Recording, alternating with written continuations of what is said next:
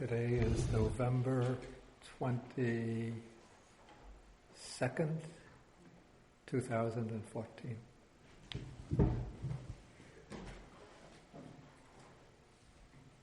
Okay, we'll start with homage to the Buddha.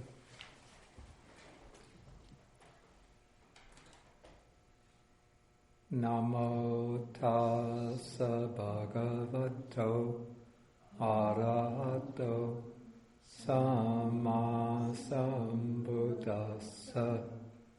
Namo tassa bhagavato arahato Samma Sambuddhassa.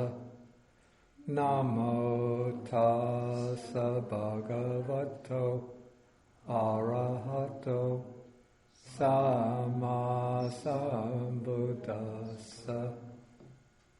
Okay, good morning, everybody. Okay, so last week we had the Chula Sunyata Sutta. That's the shorter discourse on emptiness or voidness, according to this translation.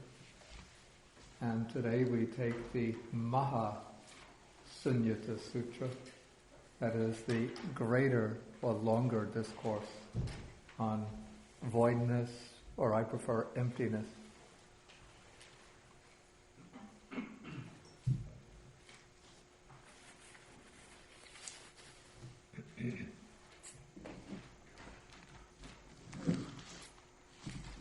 Okay, this is a fairly difficult sutta in several ways. It's difficult to understand.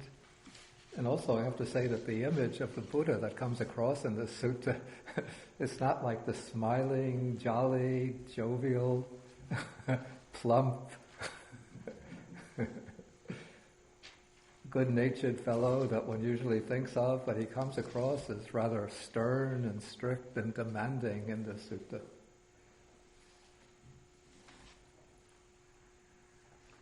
Okay, so the sutta begins when the Buddha is living in his own native land, the Sakyan country, at Kapilavatthu, in a monastery that is called Nigroda's Park.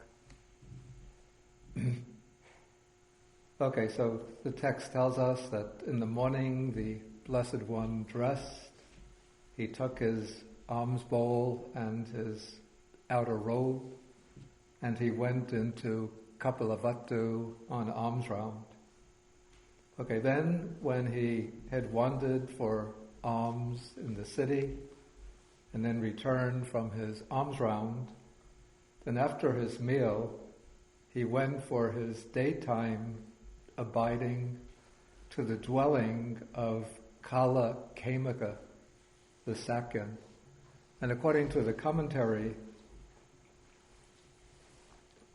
this dwelling of Kala Kamaka, this was a building that a Sakyan named Kala Kamaka had set up at Nigroda's Park as an accommodation for the monks.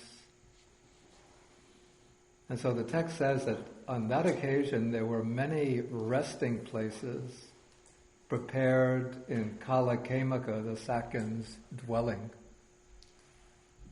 So the commentary says that in this dwelling, many beds had been set up very close to each other so that many monks could live there at a single time. And so when the Buddha saw this, then he thought that there are many dwelling places prepared in this dwelling, and he was wondering, do many monks live here? It's interesting that the narration of the sutta tells us what the Buddha was thinking. And that raises the question, how does the narrator know what the Buddha was thinking? Did the Buddha tell somebody, this is what I was thinking on that occasion? Anyway, I don't have the answer to that question, but as I was reading the sutta again, it struck me. How does the narrator know this?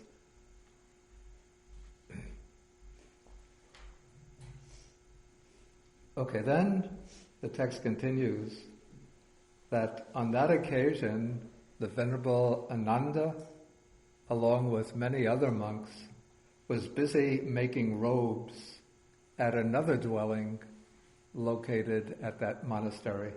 This was the dwelling that had been set up by another Sakyan by the name of Gata. Okay, so when it was evening, the Buddha got up from his daytime retreat and he went to the dwelling built by the Sakyan Gata, and he sat down on the seat made ready, prepared for him, and he asked the Venerable Ananda, he said that there are many resting places prepared in Kalakema's dwelling place. Are many monks living there? And then Ananda said that many monks are living there. This is our time for making robes, Venerable Sir. So this must be the period, usually after the rains retreat. That is when lay people will provide the monks with pieces of cloth for making robes. And generally in those days, the early days, the monks would make the robes themselves. Lay people would simply provide pieces of cloth, then the monks would have to cut them according to prescribed measurements, sew them, the pieces of cloth together according to a proposed design, and then they have to dye the robes. And so it's a rather long, drawn-out process, time-consuming, and generally to make the work go more easily, many monks work together on this project. In fact, this is still done in forest monasteries in Thailand, perhaps Sri Lanka. I don't know whether it's still done. Yeah, but the katina, they usually give now a ready prepared robe, commercially prepared robe. But in the old days, they didn't have commercially prepared robes, so they would have to make the robes themselves from pieces of cloth. Nowadays, in a country like Sri Lanka, there are what they call dharma shops.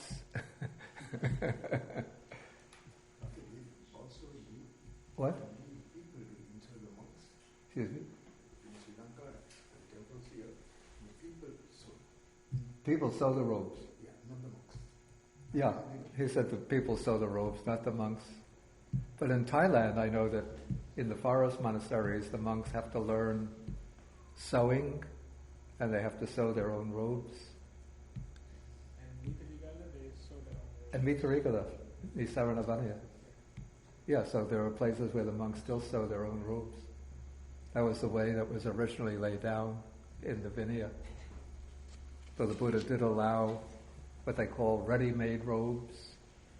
And so as I was saying, now, at least in Sri Lanka, they have dharma shops where you can go and you can choose the different colors according to monks in different temples, monasteries like different colors, or sometimes individual monks prefer different colors. So if you know that monk likes dark robe, you get a brown robe for that monk.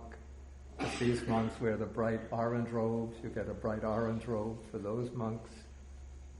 And you can also buy in the Dharma shops incense, meditation supplies, little dagabas, miniature dagabas. What do they call them? Kalanduva? Karanduva. And Buddha, of course, Buddha statues, pieces for setting up an altar. As Suki is smiling, she used to have a Dharma shop in, what was that place, that town in New Jersey? Shopping mall. The shopping mall. Rockaway, New Jersey? Rockaway and then Riverside Square. Riverside Square.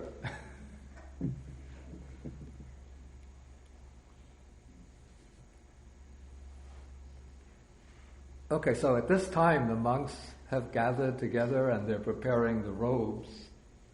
And now the Buddha gives a rather stern, it sounds like a rather stern admonition to the monks.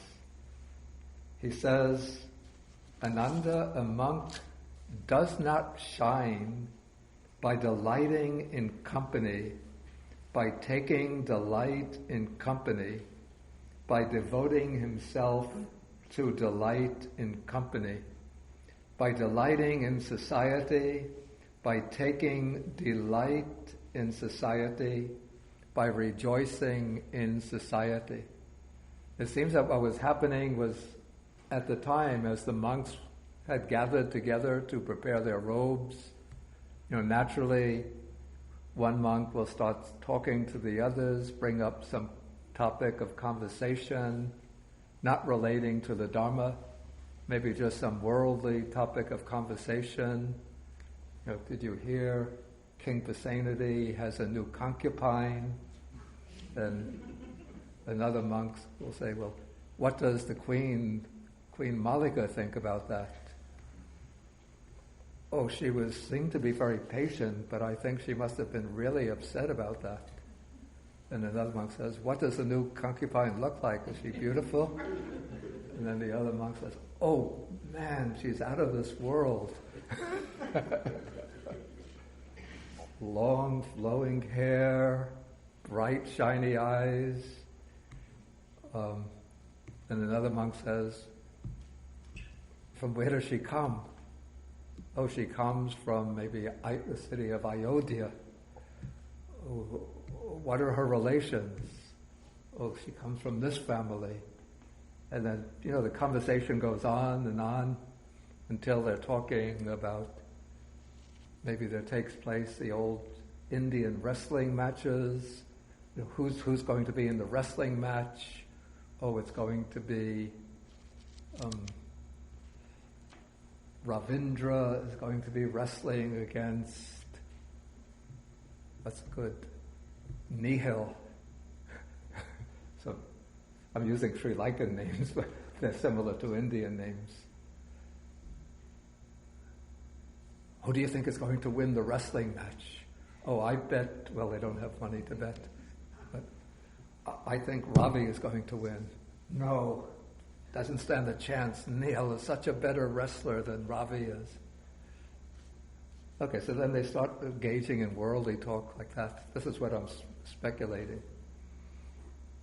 And so it's not that the Buddha is being antisocial, but the Buddha is speaking about the kind what happens when groups of people get together. Then this tendency is for people to start engaging in worldly conversation. And where does worldly conversation come from? Where does it come from? Out of space? Delusion? What? Delusions? Well, I was thinking more broadly. Getting together. No, it comes from the worldly thoughts.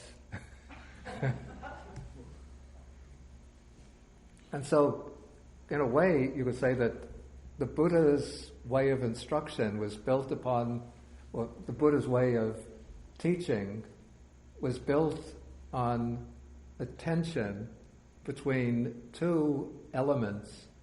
One element is that, quite contrary to many of the contemporary ascetics of his period, the Buddha didn't just live as a kind of lone hermit, occasionally just teaching people who came his way, just wandering from town to city, teaching, then departing all alone with just a small band of followers. But the Buddha created a sangha, and the word sangha means, literally, it's joining together, or joined together.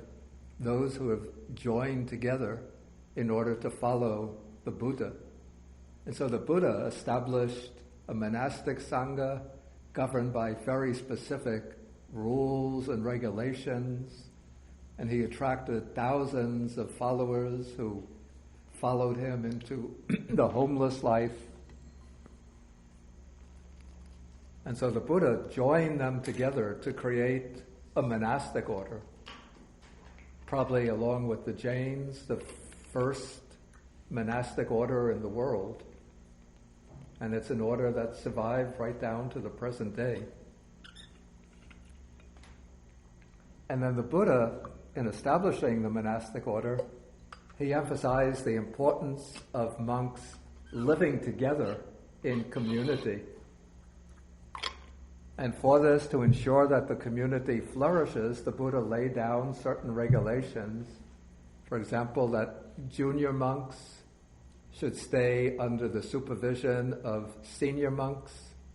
And so even a newly ordained monk has to stay under the supervision of a senior monk, his teacher, for 5 years. And for newly ordained nuns, a similar regulation.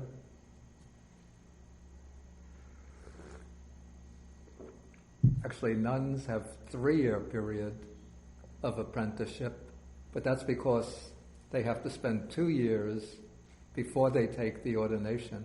So you take the 2 years of novice status and the 3 years of apprenticeship, so it's also 5 years for nuns. And the Buddha also emphasized the importance of what's called kalyana mitta. That means having good friends, so that those who live the spiritual life should not just pursue it as a solitary endeavor, but the Buddha says you should always associate with good friends, with spiritual friends. Always seek out the guidance of good friends. And it's the function of the good friend to give advice, instruction, encouragement, consolation when one is feeling discouraged, correction if one is doing something wrong. And he said it's only when a monk becomes, or a monastic person becomes well established in the Dhamma, that they're ready to go off into solitude. And yet the Buddha, that's one side of the tension, that the Buddha says, creates a Sangha, emphasizes the importance of good friendship, instructs the monastic persons to seek out the instruction and guidance of teachers. And also the Buddha teaches for lay Buddhists to come together as good friends of one another, to be united in their faith, virtuous behavior, understanding of the Dhamma, practicing generosity together, discussing the Dhamma together. And yet on the other hand, he teaches Pavavita sayang Dhammo nayang Dhammo sanganikara massa. That is, this Dhamma is for one who is fond of seclusion, fond of solitude, not for one who is fond of company or society.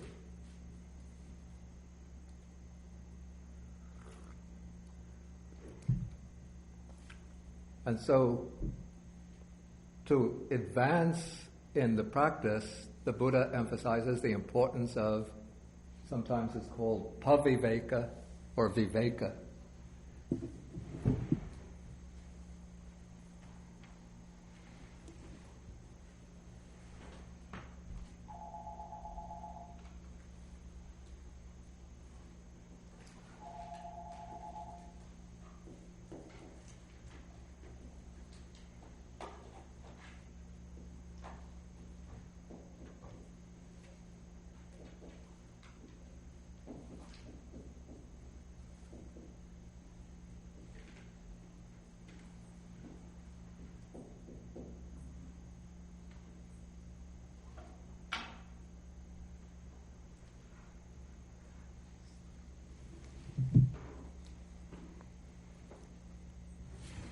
The word viveka is what's usually translated as seclusion, or could also be rendered as separation.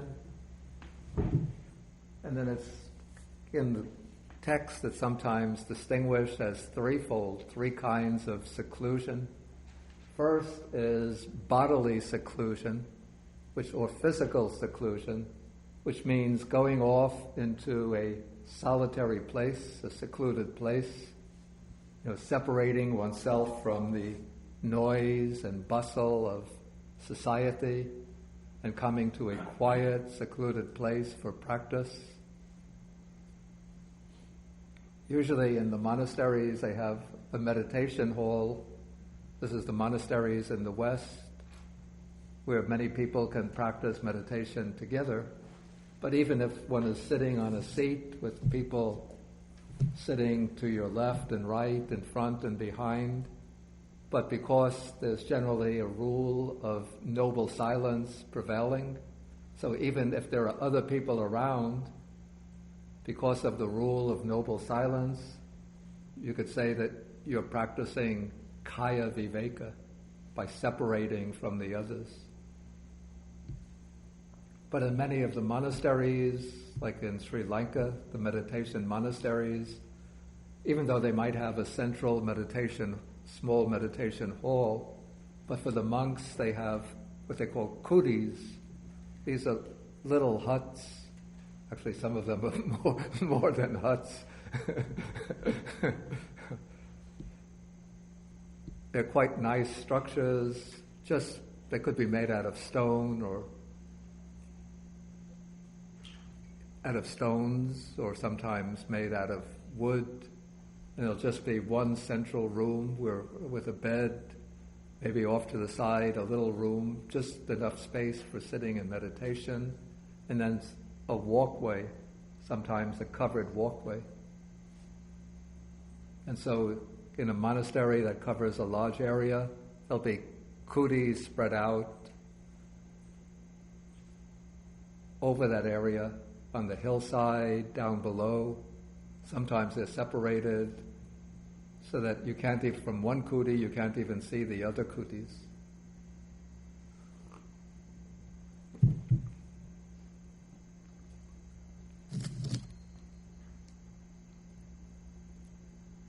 Okay, and so when you're staying in the kuti, then one really gets a very nice feeling of seclusion.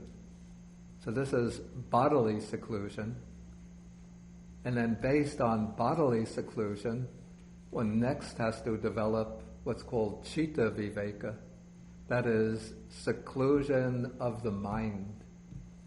That is usually when we go into physical seclusion, the mind is still overrun by distracting thoughts, especially by thoughts governed by the 5 hindrances. And so one has to train the mind to gain seclusion of mind. That is the separation of the mind from distracting thoughts, from the defiled thoughts.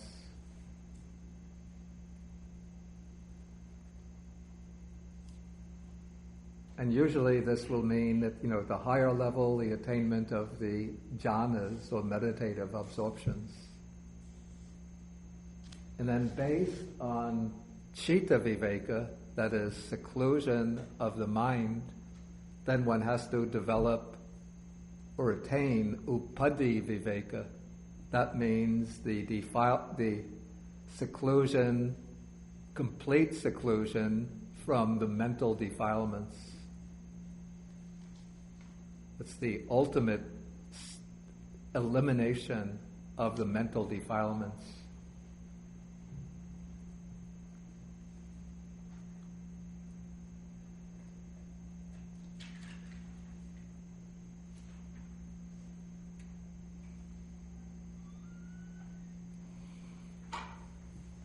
Okay, and so the ultimate purpose for which the Buddha teaches the Dhamma, one could say, is the upadhi viveka. That is the seclusion from the mental defilements.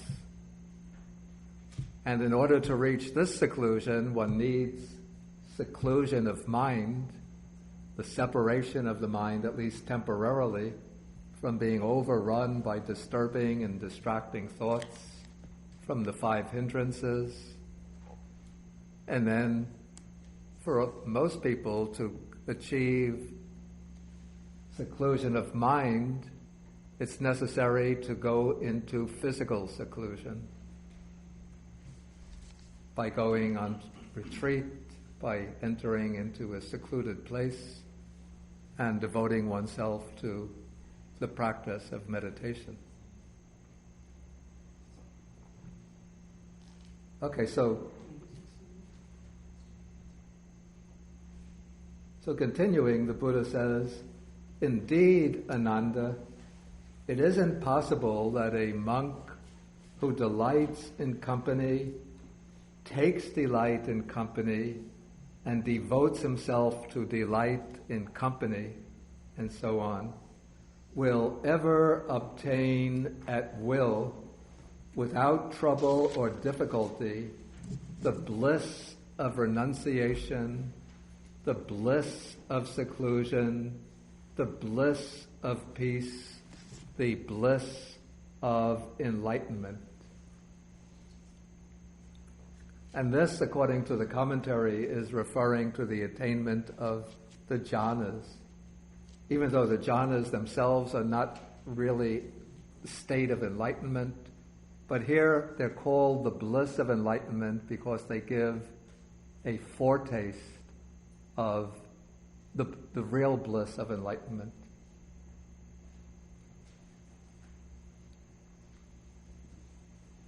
Okay, and then the Buddha continues and says, it can be expected that when a monk lives alone, withdrawn from society, he will obtain at will, without trouble or difficulty, the bliss of renunciation, the bliss of seclusion, the bliss of peace, the bliss of enlightenment.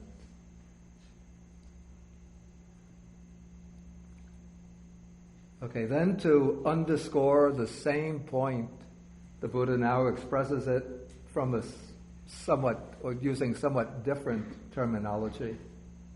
Again, he says, I'm in paragraph 4 now, it isn't possible that a monk who delights in company, takes delight in company, and so forth, will ever enter upon and abide in either the deliverance of mind, that is temporary and delectable, or in the deliverance of mind that is perpetual and unshakable. But it can be expected that when a monk lives alone, withdrawn from society, he will enter and dwell in the deliverance of mind that's temporary and delectable, and in the deliverance of mind that is perpetual and unshakable. So here the Buddha is speaking about two kinds of liberation of mind. This is Ceto Vimutti.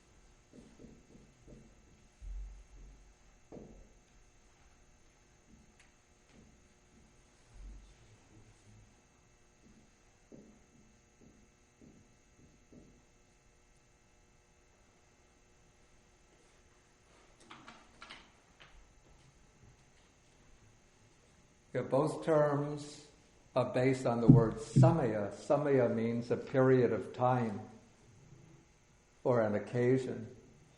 So the one that's samayika, that's temporary.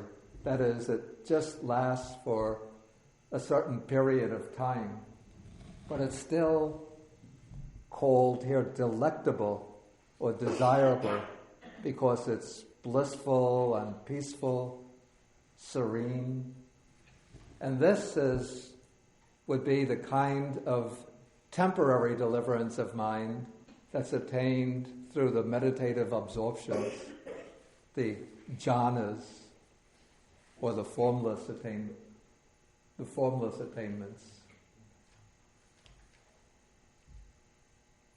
Is it transmitting?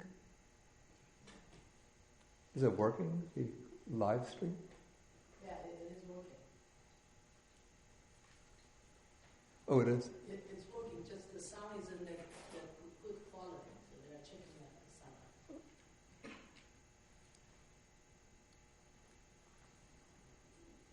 Okay, so the kind that's temporary, that is contrasted with the kind which is asamayika, that which doesn't last just for an occasion, but this is the permanent liberation of mind.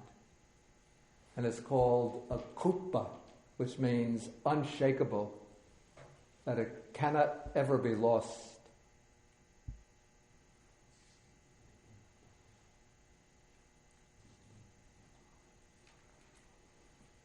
And so we might identify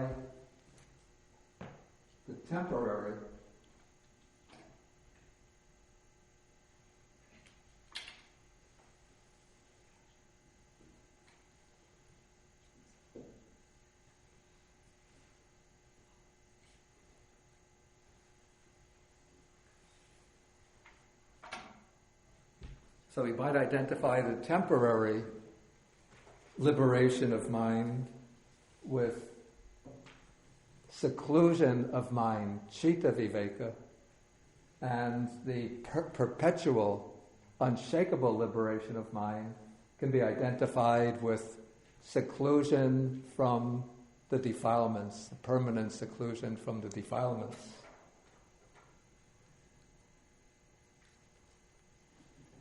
And so here the Buddha is stressing that in order to achieve either kind of liberation of mind, it's necessary to go off into seclusion rather than always to be associating with others, to be delighting in company. From a practical standpoint, I don't think that we should all become, inwardly withdrawn hermits, not talking to anybody else, but one should be friendly and sociable with others, be willing to engage with others in friendly ways. But it's also necessary to sort of preserve areas of one's life in which one is ready to withdraw from active engagement with others and turn inward in order to cultivate one's spiritual faculties. Somebody who's just always, they call the social butterfly, somebody who always has to be connected with others, always has to be talking with others. A person like that has a restless mind and unable to quiet that restless mind. If they're going to quiet the restless mind, one has to be able to enjoy silence, solitude, detachment from outward activities.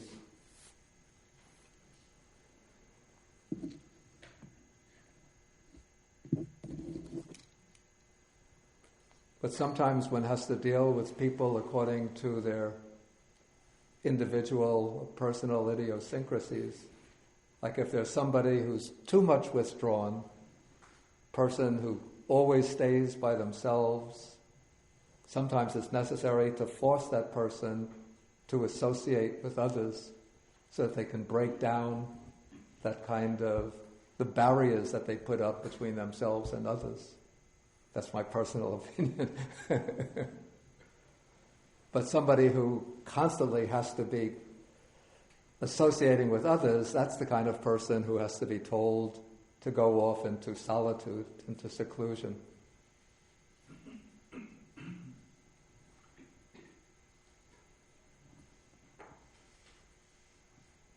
Anybody have any questions at this point?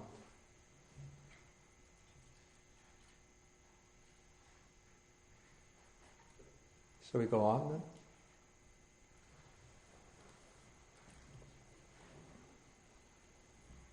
Okay, now the Buddha says, again, this seems like a strong statement, but he says, I do not see even a single kind of form, Ananda, from the change and alteration of which there would not arise sorrow, lamentation, pain, grief, and despair in one who lusts for it and takes delight in it.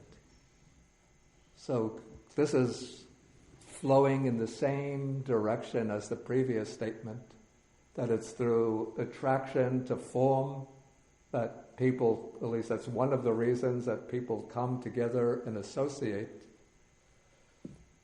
And so the Buddha is pointing out that it's through that attachment to form and taking delight in form that one sets up future suffering for oneself, because inevitably there's going to be parting and separation from all forms. And if one has strong clinging to forms, then when the form one is attached to separates, passes away, then there arises sorrow and grief. Then the Buddha continues, he says, however, Ananda, there is this abiding, discovered by the Tathagata. And the word that's translated here, discovered, is actually in Pali, it's abhisambuddho, which the base of it is the word buddho, which means awakened or enlightened. So I think the translation as discovered is rather weak. It doesn't bring out the connection with the word Buddha as a designation for the teacher. So the Buddha is called Buddha, the enlightened one or the awakened one, because he has abhisambuddho, he has discovered or realized, awakened to, become enlightened to certain things.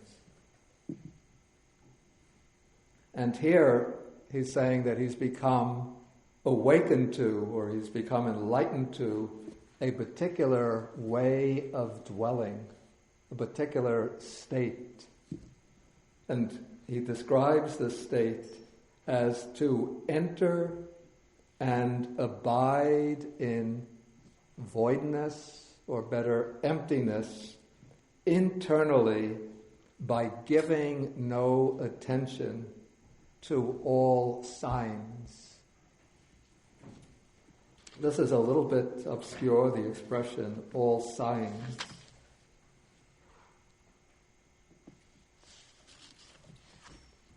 But I think the word that's translated signs becomes more intelligible maybe if we simply translate it as objects. So by not, it doesn't mean we have a sign, go slow, a sign, stop, or a sign, wrong way, no vehicles allowed, or a sign, parking 2 hours only on weekdays, all other times vehicles will be towed away at owner's expense. Not signs in that sense, but these are nimitta here in the sense of, I think the older sense of nimitta is simply objects. So not giving attention to any objects, external objects or even inner objects of thought, but instead entering and abiding in emptiness internally.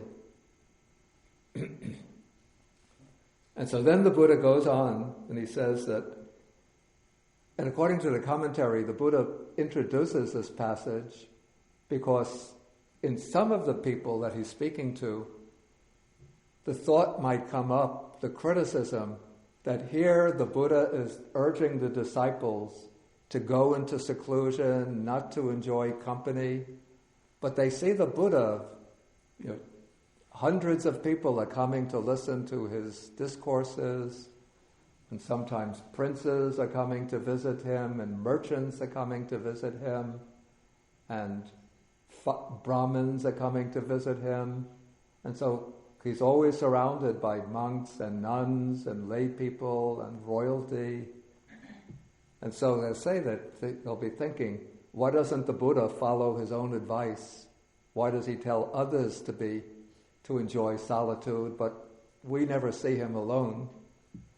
And so the Buddha says that while the Tathagata is abiding thus, he is visited by monks or nuns, by men or women lay followers, by kings or their ministers, by the teachers from other sects and their disciples.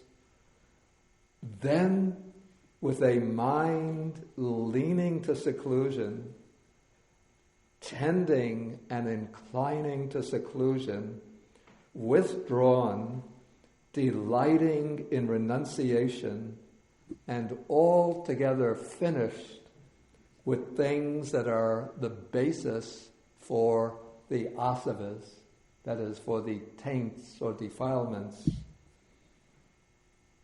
He invariably talks to them in a way concerned with dismissing them. Again, this sounds pretty stern. Like when we think, I go to see the Buddha, I would expect him to say, Bhante, I was expecting you for such a long time. Take a seat. Stick around. You like some tea? Have some tea. Take another cup of tea. What have you been doing these days? And so on. But here the Buddha says, even when he's talking to people, maybe giving them advice and guidance, maybe talking for a whole hour with them, but his mind is always inclining to seclusion. And then at a certain point, he'll say, okay, Bhante, you go. So he talks to them in a way concerned with dismissing them. The Pali is Uyo Janika Patisang Yutang Yeva Katang Kata Hoti. He's one who gives a talk which is connected with or concerned with dismissing them.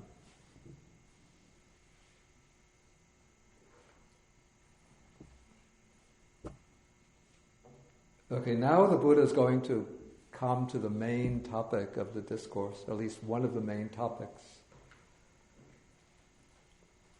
So he's going to give advice to the monk how that monk could enter into voidness internally. Well, first, what does the Buddha mean when he speaks about abiding in voidness internally by giving no attention to all objects? Okay, this voidness that the Buddha dwells in, or this emptiness, is called, technically it's called the fruition attainment of arahatship based upon the empty nature of nibbana or nirvana. And so there are different kinds of meditative attainments, and this attainment is the fruition attainment of the highest path, that is the path of arahatship, which the Buddha is also arahat, in that he's achieved this path that has eradicated all the defilements, all the obstructions of the mind. And the achievement of that path opens up a particular meditative state called the fruition attainment. The fruition attainment of arhatship, in which the object of experience in that meditative state is nibbana itself as the unconditioned state. And nibbana can be experienced or enjoyed according to three different qualities of nibbana. These three qualities are the signless, the desireless, and emptiness.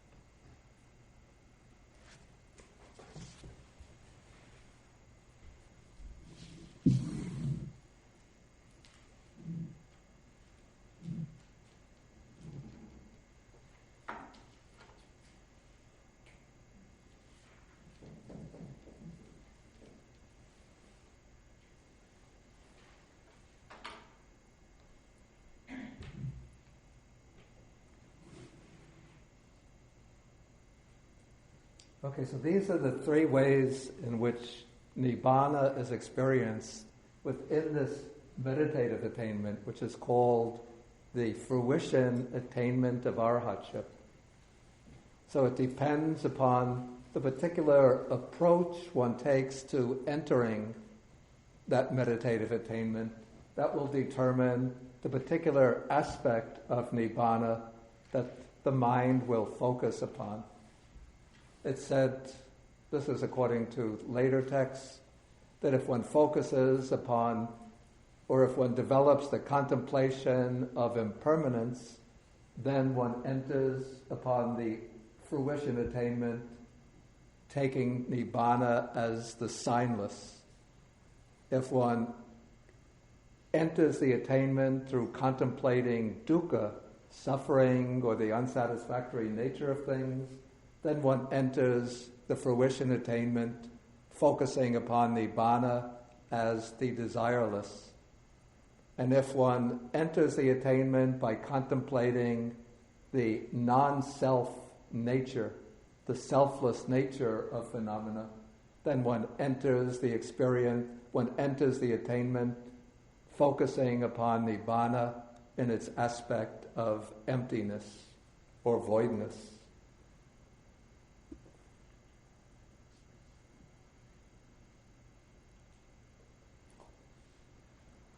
Okay, so now the Buddha is going to give instructions to the monk, or to the monks, how to enter. I have a quick question. Yeah. So if one obtains the first fruit, Yeah. they're not able to use these objects for meditation. Actually, it's said that even the stream enterer can enter into each attainment, each level has its corresponding fruition attainment. But in the lower fruition attainments, Nibbana doesn't become perfectly clear. It's still like, maybe compare it to looking at the full moon with different layers of clouds. So maybe for us, who are ordinary people, the moon is completely concealed by thick clouds so that we don't even see the moon. For the stream enterer, it's like there are still like 3 layers of clouds covering the moon. For the once returner, one more layer has been removed, so there's 2 layers of clouds covering the moon. For the non-returner, there's still 1 layer of cloud covering the moon. And then for the arhatship, it's like the wind has blown away the last layer of clouds, and so now the moon is standing out against the dark sky. So only one of these characteristics has to be realized in order to obtain Nibbana? One enters into it by focusing upon one characteristic or the other. Right. But I would think that a meditator who's reached Nibbana can choose which one he wants to focus on. So he could do, it's not that he's confined always to the same doorway of realization. But if he wants to go into the signless, he could do that. The desireless, he could do that. The emptiness, he could do that.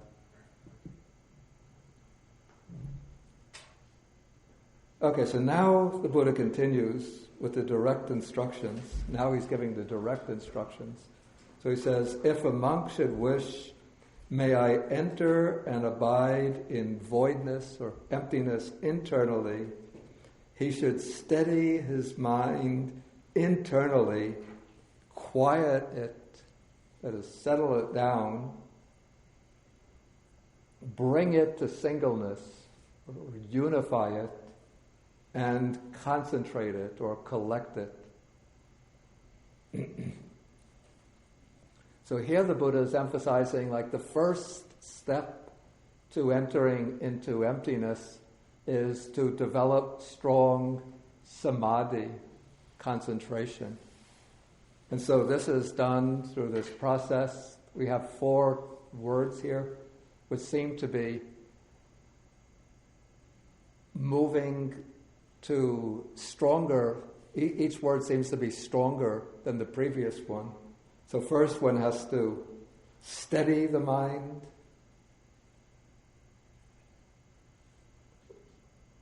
then quiet it down or settle it, then unify it, and then focus it. Okay, then comes the formula for the 4 jhanas.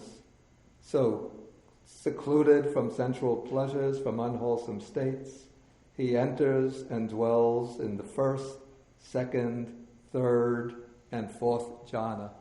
So that is how one steadies the mind, settles it down, unifies it, and concentrates it.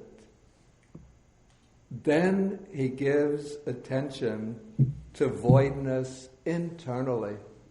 So what is meant here by giving attention to voidness internally?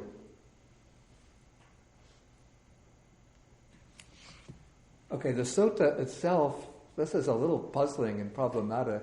This sutta itself doesn't give an explanation of what is meant, but to get some idea of what is intended, well, first the commentary says that by this giving attention to voidness internally, what is meant is contemplating one's own 5 aggregates as being not self, not the belongings of a self. And there's support for that in another sutta that comes much earlier in the Majjhima Nikaya. This is sutta number 43.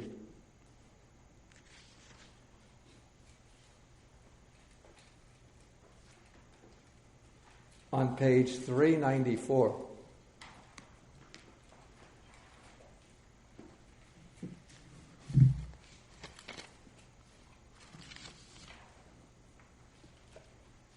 And if we go to paragraph or section number 33,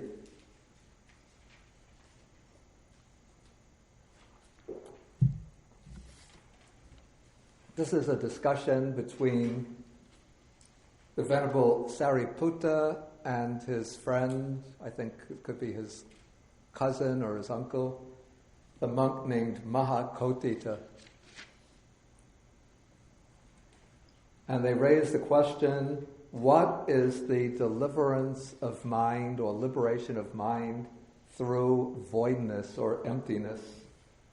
And then the answer is given, here a monk gone to the forest, the root of a tree or an empty hut, reflects thus, this is empty of a self or of what belongs to a self. And this would refer to probably to one's own 5 aggregates. And so one would contemplate bodily form is not the self, not the property of a self. Feelings, perceptions, mental activities, and consciousness are not the self, not the property of a self. And so in this way one gets the perception of emptiness with regard to one's own 5 aggregates. And at the same time that this contemplation is discerning the emptiness of the 5 aggregates, the mind has the backing. Now this is sort of building up insight on the foundation of the 4 jhanas.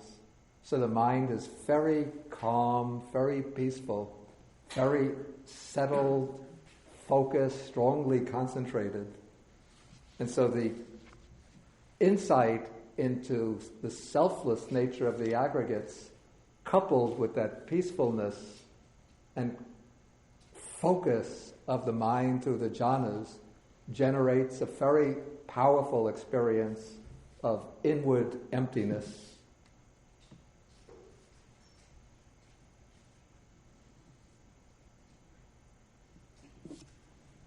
Okay, but now in the case that the Buddha is discussing here, he continues by saying, while the monk is giving attention to emptiness internally, his mind does not enter into emptiness internally or acquire confidence, steadiness, and decision or resolution.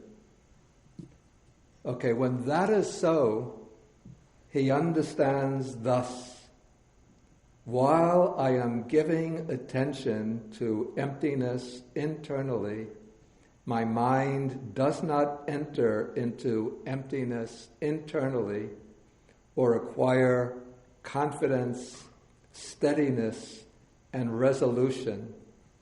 In this way, he has full awareness of that. And the word that's used here, I don't actually like the translation, full awareness. I prefer clear comprehension. The Pali word is sampajana.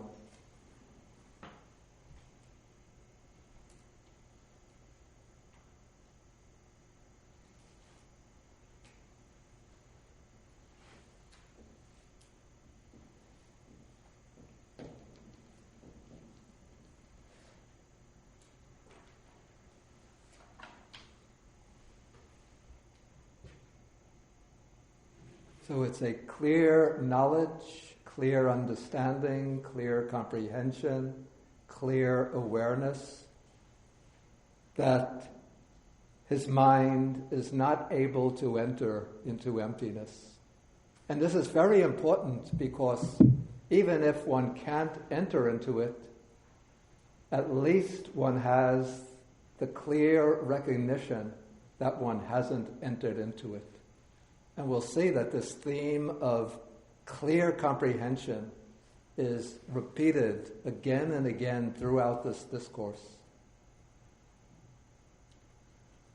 And so if one has the clear comprehension that one hasn't entered into it, what will be the special benefit of that?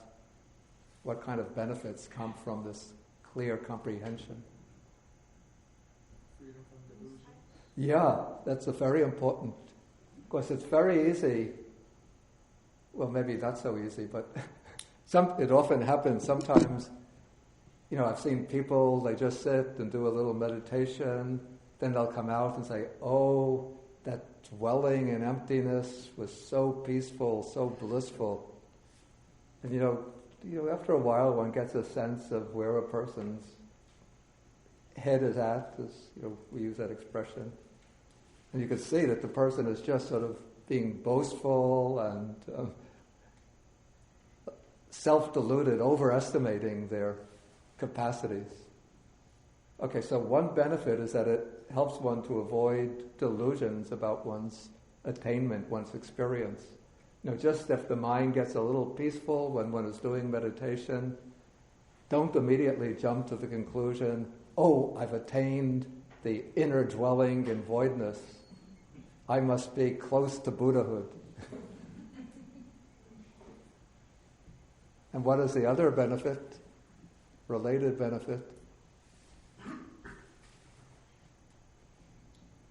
Just the other side of the coin. Wisdom. Wisdom arises. There is no delusion. Not quite. I mean, of course, there will be that wisdom in the sense of non-delusion, but something like more directly connected with the theme that's being developed here. He knows that the work is not complete.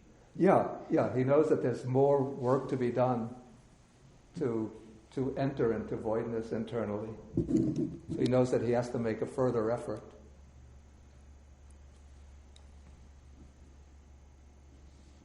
Okay, so now the Buddha continues, he gives attention to voidness, to emptiness externally. Okay, again, according to the commentary, this would be done by contemplating the 5 aggregates of others as being void or empty of a self or of what belongs to a self.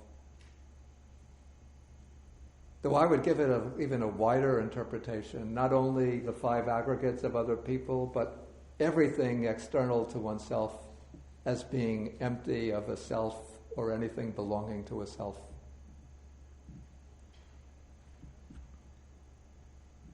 I think there's a sutta, there is a sutta in the Samyutta Nikaya. This would be chapter 35. It's the chapter on the 6 sense bases. It could be sutta number 85, 86, somewhere around there, in which Ananda comes to the Buddha and he says, there is a saying, Venerable, the world is empty, the world is empty. In what sense is the world empty? Then the Buddha says, the I is empty of a self or anything belonging to a self. Forms are empty of a self or anything belonging to a self. The ear and sounds, the nose and odors, the tongue and tastes, the body and tactile sensations, the mind and mental objects are all empty of a self and anything belonging to a self. So here we have both the internal and the external being empty of being empty. So that is actually what comes next. He gives attention to emptiness internally and externally. That is his own 5 aggregates and everything externally, alternating between one and the other, trying to contemplate them alternately as being empty of a self and of anything belonging to a self, and then merging the two, the internal and the external, trying to see them simultaneously empty of a self and what belongs to a self. Then everything is repeated. He's not able to succeed, and so he fully understands, he has this clear comprehension. Okay, then the next part of the exposition, he gives attention to what is called imperturbability. This is a technical term which refers to the formless meditative states or the non-material attainments. That is, what lies beyond the 4 jhanas are the 4 formless meditations. The base of infinite space, the base of infinite consciousness, the base of nothingness, and the base of neither perception nor non-perception. And so to make the mind even more quiet, more peaceful, and to make the samadhi even stronger than in the 4 jhanas, one would advance into the imperturbable attainments or the formless meditations.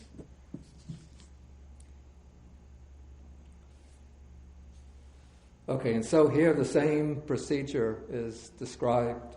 When he is giving attention to imperturbability, again, his mind does not enter into it or acquire confidence, steadiness, and decision.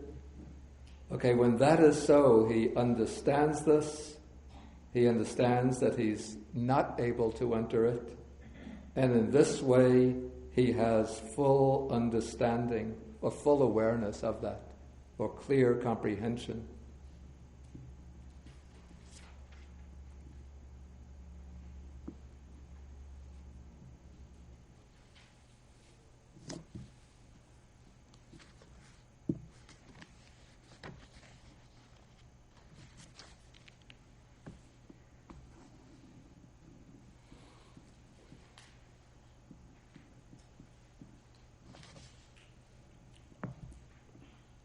Okay, now the Buddha is going to explain what to do to advance further when one comes across this stumbling block, this barrier that one can't break through. What is the procedure to be adopted? So he says, then that monk should steady his mind internally, quiet it or settle it down, bring it to singleness, unify it, and concentrate it or collect it or focus it on that same sign of concentration as before, that same object of meditation. So here we have the case where the monk was able to gain the jhanas, as mentioned in section 8, but he couldn't pass beyond the jhanas, either into realization of emptiness internally and externally through insight, or passing beyond to the formless, non-material meditative states. So what he should do is to concentrate on that same sign or that same object of concentration as before. So this means, according to the commentary, that he goes back to the same meditative object that he used to attain the jhanas, and continues to develop the jhanas to strengthen the jhanic attainment in order to make the power of concentration stronger than it was previously. So it could be that the monk didn't yet have a strong enough base of concentration to penetrate into emptiness or to go to the formless, imperturbable meditations. So this is a way of building up strength in order to be able to overcome the barrier. Maybe it's a little bit like a weightlifter who has been lifting weights, and I don't know, what are the weights that one uses? 50 pounds? Is that too little or too much? I don't know. It's a lot? Okay, so 25 pounds. Okay, he's working with 25 pounds weights. Well, let's say 20 pounds. Okay, 20 pounds. Then he thinks, okay, let me go on to 25 pounds. And then he tries with 25 pounds. He finds it too hard. Or maybe he jumps to 30 pounds, make it really challenging. So he can't do 30 pounds. So he has to go back and continue to practice lifting 20 pounds, do it continuously, maybe over another month, or a couple of weeks, till he makes his muscles stronger. Then he can take the 25 pounds and then go on to the 30 pounds.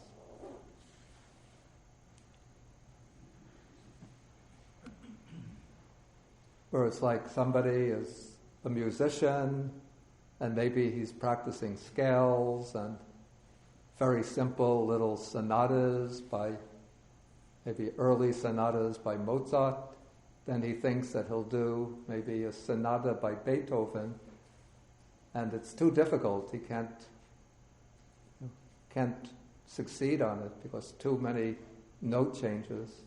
So he has to go back and again practice the scales and practice going to gradually more complex sonatas till he could do some of the more complex Beethoven sonatas.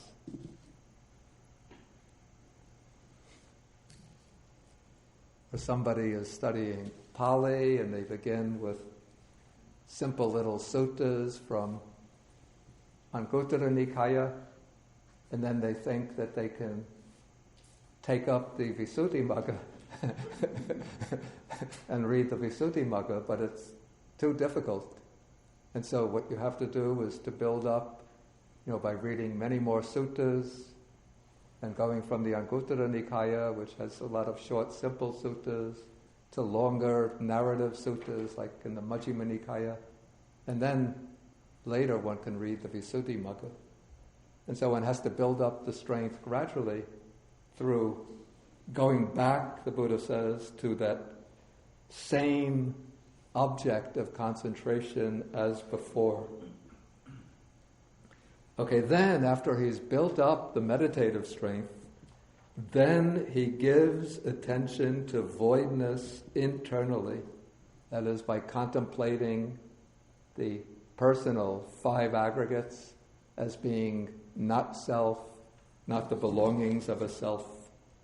And while he is giving attention to voidness or emptiness internally, his mind enters into emptiness internally and acquires confidence, steadiness, and resolution.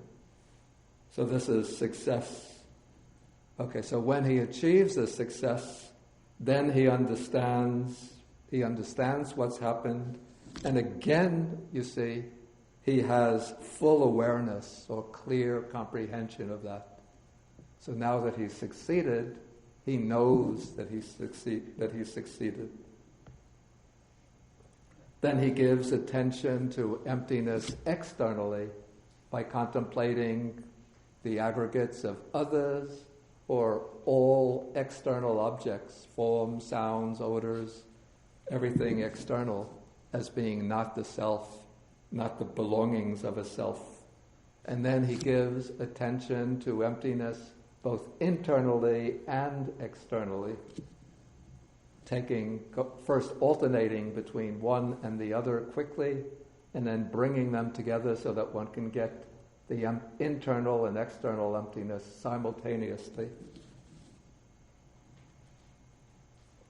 And when he does this, then he succeeds, and then he goes on to the imperturbable, that's the formless meditations, and succeeds. And when he succeeds, then again he has sampajanya, he has clear comprehension, full awareness of that.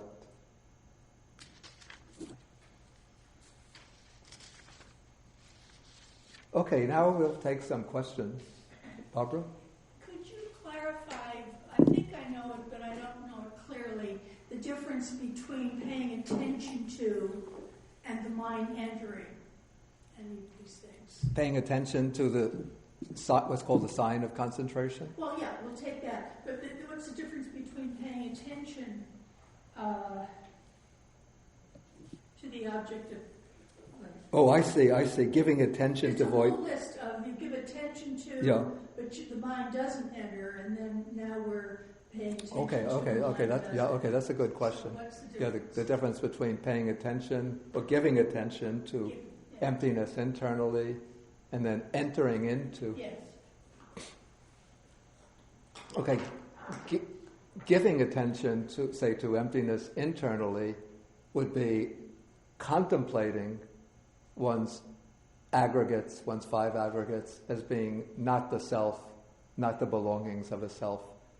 Applying that sanya, the perception of non-self, to the aggregates, contemplating them through, maybe call it through the lens of the idea of non-self. But when the actual perception or understanding or insight into non-self arises in relation to the aggregates, then there comes an actual discernment of their emptiness. And then one is able to allow the mind, it's hard to express it except by using metaphor, to enter into that emptiness. Of course, the emptiness in this case, it's an absence of anything. So it sort of lets the mind sort of merge with that empty nature of the 5 aggregates, or the emptiness that emerges as discerned within the 5 aggregates. And so it becomes a kind of, it's a meditative, it's a state of samadhi, concentration, in which the object of realization is the emptiness or selfless nature of the 5 aggregates. So it arises from insight, but it's where the insight becomes so strong and steadily established that, again, the mind can merge with that sense of emptiness. So in other contexts, it might be the difference between observing the tree and being the tree. mentally. Well, one can't, not quite, because one can't become the tree. Okay. But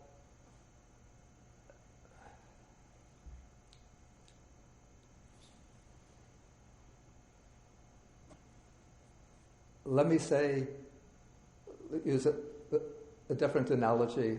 Maybe it's like trying to perceive the moon when the moon is behind the clouds, and then catching sight of the moon. And as one catches sight, the moon emerges from the clouds, and then one sort of lets the mind rest upon the perception of moon and almost settle into that perception, almost as though it's merging with the perception of moon. But of course, the mind doesn't actually become the moon, just like you don't become the tree.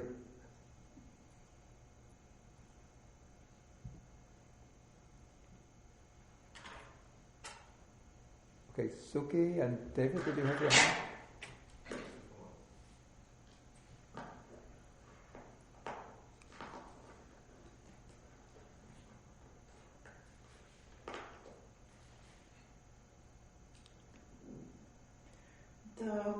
Paragraph 5, can you explain in a simpler, better English? It's a little hard to understand. Yeah. From the change and alteration of which there would not raise can you... I understand it's a bit convoluted English. Let me see if I could put this another way.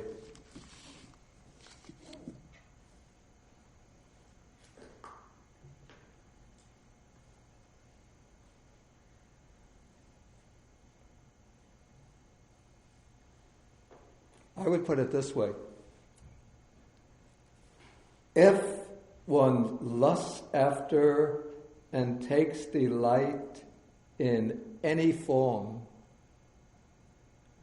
from its change and alteration, there will inevitably arise sorrow, lamentation, pain, grief, and despair.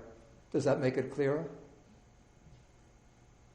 Or maybe since the Buddha is saying, what he's saying is what I see, so maybe we would start, as I see it,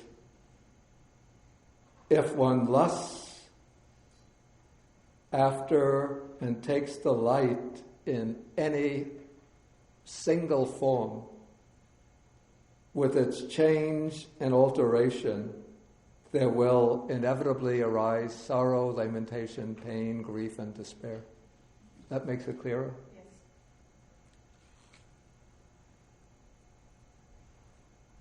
Yes.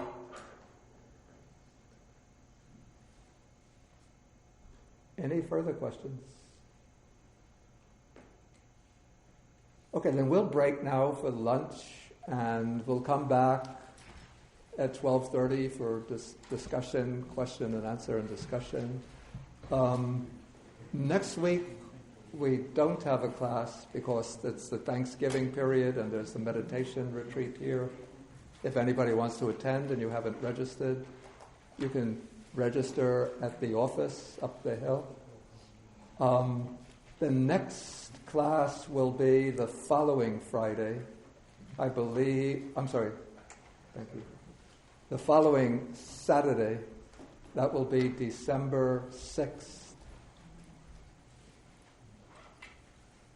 And we take the rest of the sutta on that day.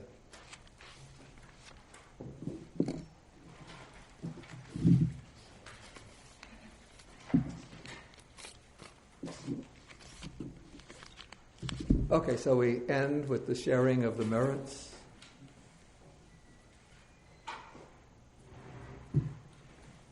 So we share the merits with the devas, the deities, the nagas, the bhutas or fair spirits, and all beings, wishing them to be well and happy.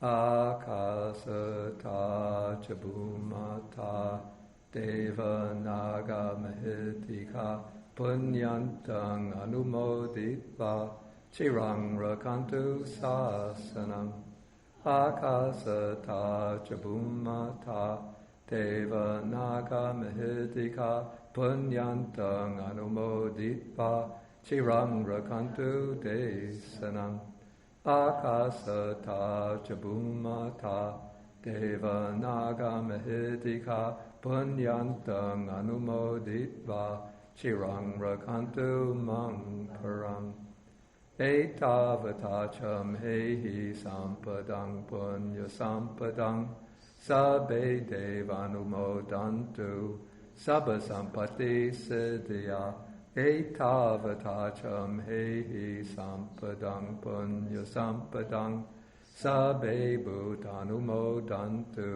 Sabba Sampati Siddhya Etavatacham Hehi Sampadang Punya Sampadang Sabbe Satanumodantu Sabba Sampati Siddhya Pavagupadaya Vichihetato Etantare Satakayupapanna Rupya Rupicha Asanya Sanyino Dukkha Pamuchantu Pusantu Nibuting.